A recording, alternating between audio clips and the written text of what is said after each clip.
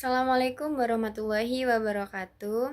Perkenalkan, nama saya Caca Adhaginata dengan NIM 2521010101081. Pada kesempatan kali ini saya akan mempresentasikan tugas mata kuliah Pancasila. Video ini dibuat sebagai bentuk pemahaman dan refleksi saya terhadap nilai-nilai Pancasila, serta bagaimana Pancasila dapat diterapkan dalam kehidupan sehari-hari sebagai dasar negara dan pedoman bagi seluruh warga Indonesia.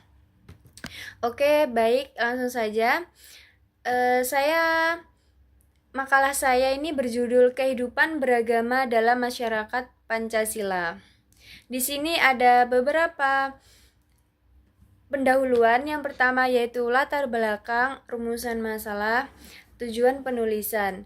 Bab kedua, apa sih hakikat kehidupan beragama menurut Pancasila? Terus hubungan agama dan Pancasila dalam kehidupan berbangsa itu seperti apa?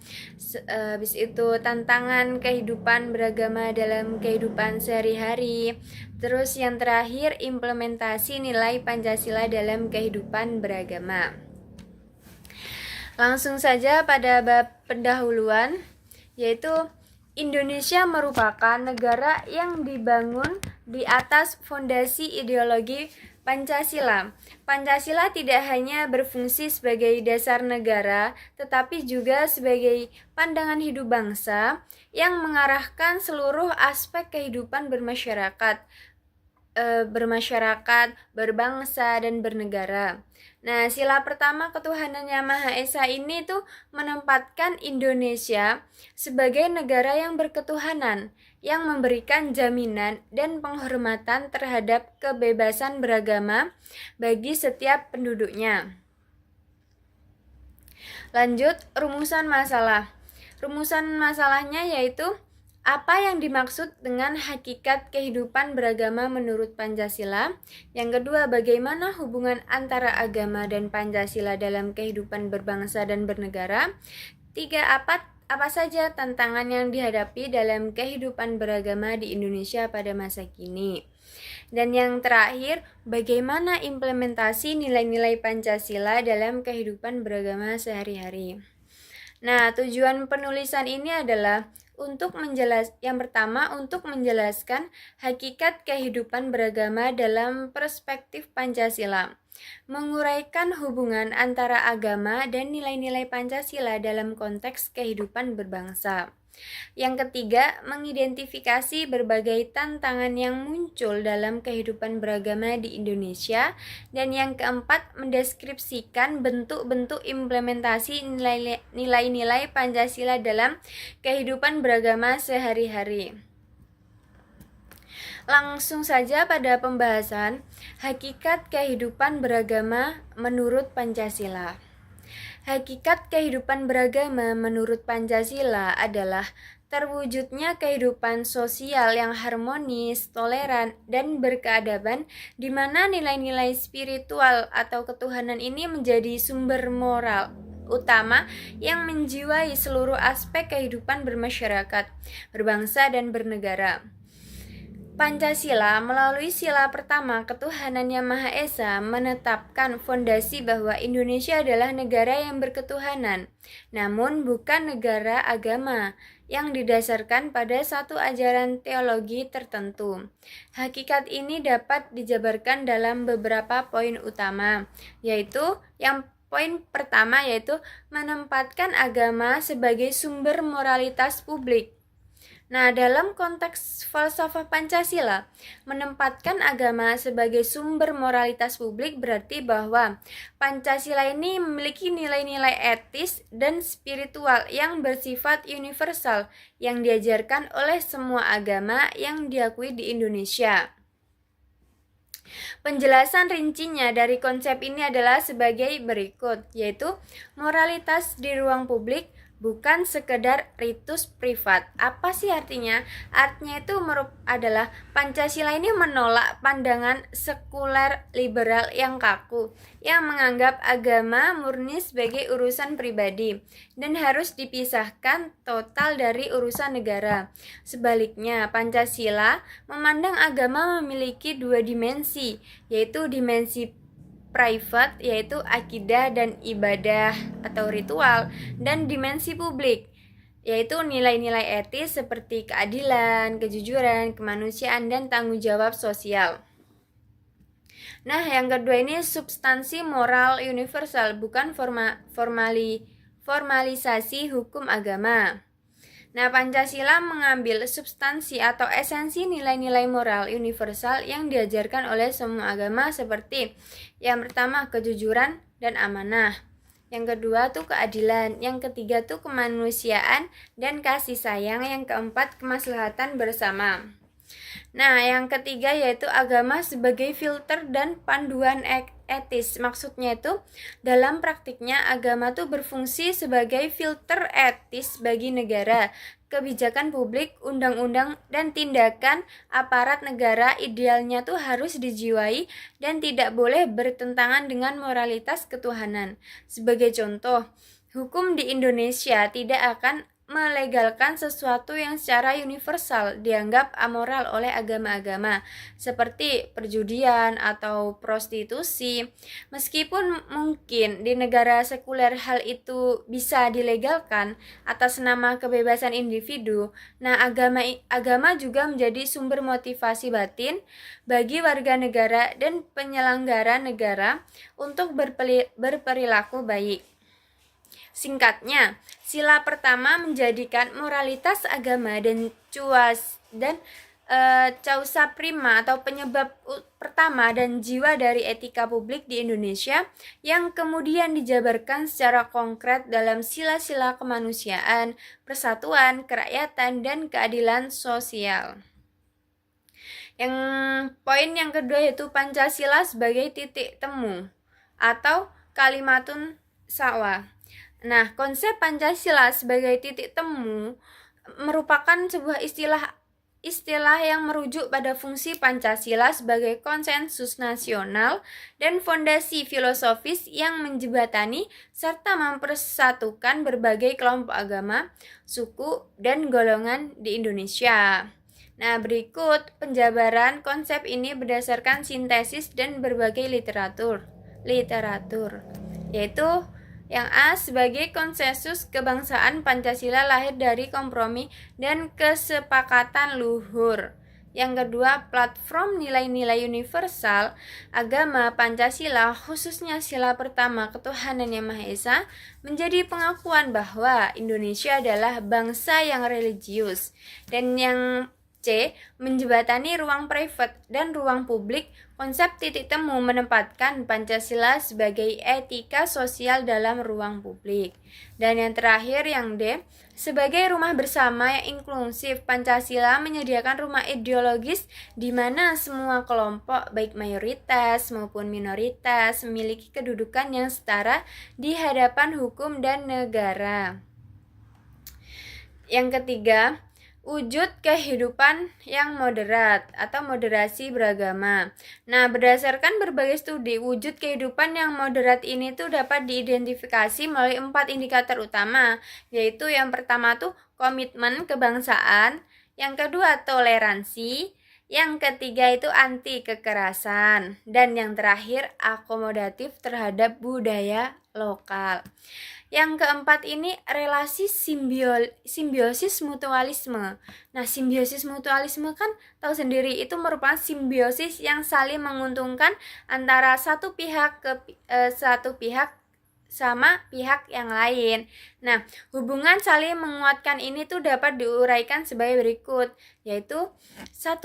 Apa yang Pancasila berikan kepada agama atau peran negara. Nah, apa sih yang diberikan? Yang pasti yang diberikan tuh ya pertama jaminan perlindungan hukum, yang kedua polisi netral yang melindungi, dan yang ketiga sarana kerukunan. Terus apa yang agama berikan kepada Pancasila? Yaitu sumber moral dan etika, memperkuat karakter bangsa, kristalisasi nilai universal. Nah, untuk poin kedua itu hubungan agama dan Pancasila dalam kehidupan berbangsa. Hubungan antara agama dan Pancasila adalah dalam kehidupan berbangsa di Indonesia bersifat simbiosis mutualisme, saling menguntungkan atau saling menguatkan, dan integratif. Keduanya ini tidak dapat dipisahkan dan tidak dapat untuk dipertentangkan. Pancasila berfungsi sebagai dasar filosofis dan ideologi negara yang menaungi keberagaman termasuk agama. Nah, secara lebih rincinya hubungan tersebut tuh dapat dijelaskan sebagai berikut. Yang pertama yaitu relasi saling mengisi atau yang disebut dengan substansi, di mana relasi ini dapat diuraikan dalam dua arah yang saling melengkapi, yaitu agama memberi substansi moral pada Pancasila, dan yang kedua Pancasila menjadi wadah pemersatu atau filter bagi agama. Lanjut pada poin yang ketiga. Pada poin ketiga yaitu tantangan kehidupan beragama dalam kehidupan sehari-hari. Dalam konteks kontemporer, kehidupan beragama dalam praktik sehari-hari dihadapkan pada tantangan yang semakin kompleks dan multifaset. Nah, tantangan ini tidak lagi hanya bersifat teologis, tetapi juga sangat dipengaruhi oleh faktor teknologi, sosial, dan politik. Nah, ini berdasarkan temuan-temuan akademis, berikut adalah 4 tantangan utama yang dihadapi masyarakat dalam praktik keagamaan sehari-hari. Yang pertama yaitu disrupsi digital dan banjir informasi. Maksudnya tuh apa? Maksudnya tuh disrupsi digital ini merujuk pada perubahan fundamental yang dipicu oleh inovasi teknologi digital yang secara radikal mengubah tatanan sosial, model bisnis, dan cara individu berinteraksi. Dan yang kedua yaitu menguatnya intoleransi dan eksklusifme. Nah, menguatnya intoleransi merujuk pada peningkatan sikap dan tindakan penolakan, ketidaksukaan atau kekerasan terhadap individu maupun kelompok yang memiliki perbedaan keyakinan, pandangan, atau identitas. Nah, yang ketiga, politisasi agama atau politik identitas. Nah, politisasi agama merujuk pada praktik penggunaan simbol, ajaran, sentimen, dan isu-isu keagamaan oleh aktor politik untuk tujuan-tujuan pragmatif, seperti memobilisasi dukungan massa, mendelegitimasi lawan politik, atau memenangkan kontestasi kekuasaan.